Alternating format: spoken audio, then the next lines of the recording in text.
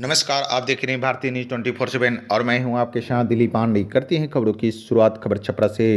भाजपा ने रोहिणी आचार्य के एफिडेविट पर उठाया सवाल, दर्ज कराई शिकायतें, रद्द हो सकती है नामांकन। खबर विस्तार से। सारण लोकसभा राजद प्रत्याशी रोहिणी आचार्य के नामांकन में दिए गए हल्फनामों में राजद सुप्रीमो लालू प्रसाद की लाडली बेटी रोहिणी आचार्य का, जो सारण लोकसभा सीट से महागठबंधन और राजद के उम्मीदवार के रूप में वह चुनाव लड़ रही है, जहां हल्फनामे में को लेकर एक सवाल उठ रहा है, जहां आरोप लगाया जा रहा है कि नामांकन के समय दिए गए हल्फनामों में उनका गलत जानकारी दी गई है। उन चीज़ को लेकर अब भाजपा की तरफ से आपत्ति जताई गई है और शिकायत भी दर्ज की गई है, जहां विवरण रिकॉर्ड में वह गलत है। दरअसल सारण लोकसभा सीट से राजद प्रत्याशी डॉक्टर रोहिणी आचार्य के शपथ पत्र पर हाईकोर्ट अधिवक्ता SD संजय ने भाजपा की ओर से लिखित विरोध दर्ज कराई है, जिसमें उन्होंने साफ कहा है कि जानकारी रोहिणी आचार्य की ओर से गलत दी गई है। यहां तक पता लगाया गया है कि उन्होंने सारी शिकायतें लिखी दी गई है वह गलत है। उन्होंने शिकायत दर्ज में कराया है कि जो विवरण दिए गए हैं वह रिकॉर्ड में गलत है। वरीय अधिवक्ता SD संजय ने बताया कि रोहिणी आचार्य ने शपथ पत्र में अपना स्टेट भी नहीं दिखाई है कि वह भारतीय है या नहीं। शपथ पत्र में रोहिणी आचार्य ने अपना पता भी गलत बताया। वह रहती है सिंगापुर और पता लिखवाई है कहीं और का। वह सिग्नेचर भी मिसमैच होने की बात कही गई है। वरीय अधिवक्ता ने बताया कि रिटर्निंग अफसर के पास हमने शिकायतें दर्ज कराई है, आगे उनका निर्णय लेना है। हालांकि नियम से कहता है कि एफिडेविट में जो कोई भी गंभीर गलती होगी तो उनकी नामांकन रद्द हो सकते हैं। डॉक्टर रोहिणी आचार्य का इनकम पत्र में विवरण के अनुसार उनके पास 15.82 करोड़ रुपये की चल और अचल संपत्ति है। उनके पति के पास 6.92 करोड़ की चल संपत्ति और 12.94 करोड़ रुपये की अचल संपत्ति है।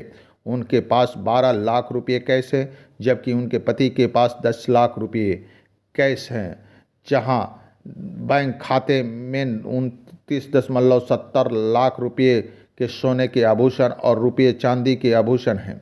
3.85 लाख और उनके पति के पास 7 बैंक खाते हैं। 23.40 लाख रुपये के सोने के आभूषण और 2.80 लाख रुपये के चांदी की आभूषण हैं।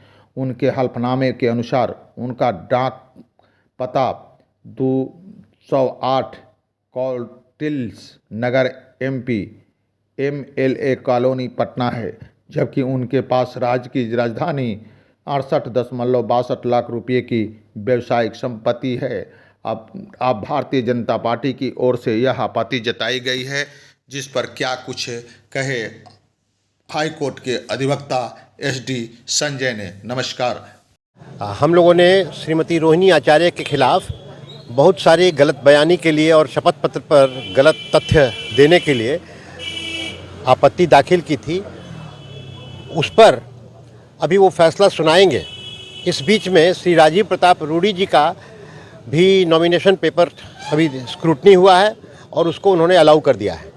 तो श्री राजीव प्रताप रूडी जी अब मैदान में रहेंगे और श्रीमती रोहिणी आचार्य जी के पर भी निर्णय आ जाएगा अभी, क्योंकि उन लोगों ने कोई लिखित हमारे खिलाफ आपत्ति नहीं की थी। उन्होंने कुछ बताया था, लेकिन हम लोगों ने लिखित आपत्ति दायर की थी, जिस पर कि वो लिखित आदेश करेंगे।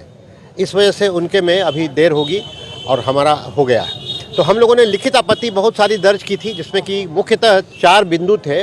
एक बिंदु थे कि वो यहाँ पर रेजिडेंट इंडियन हैं या इंडियन की हैसियत से रहती हैं, क्योंकि वो ज़्यादा समय सिंगापुर में रहती हैं।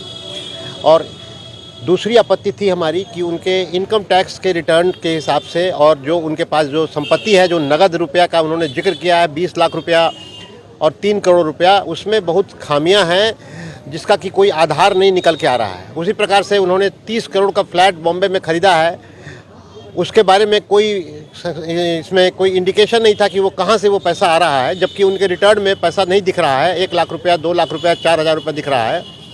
तो ये खामियां थी जिसको हम लोगों ने उजागर किया था। और इसके अलावा उनका एड्रेस, पता, उन्होंने पता दिया है 208 कौटिल्य नगर, लेकिन उस 208 कौटिल्य नगर का जिक्र उन्होंने अपनी संपत्ति में कहीं नहीं किया है कि उनका रिहायशी घर या निवास स्थान के लिए जो है उसकी मिल्कियत में है उनके, तो वो घर 208 का जिसका उन्होंने पता दिया है उसका भी कोई आधार नहीं है। तो इन मुख्य 4 बिंदुओं पर हमने कहा था कि उनका नॉमिनेशन खारिज होने योग्य है।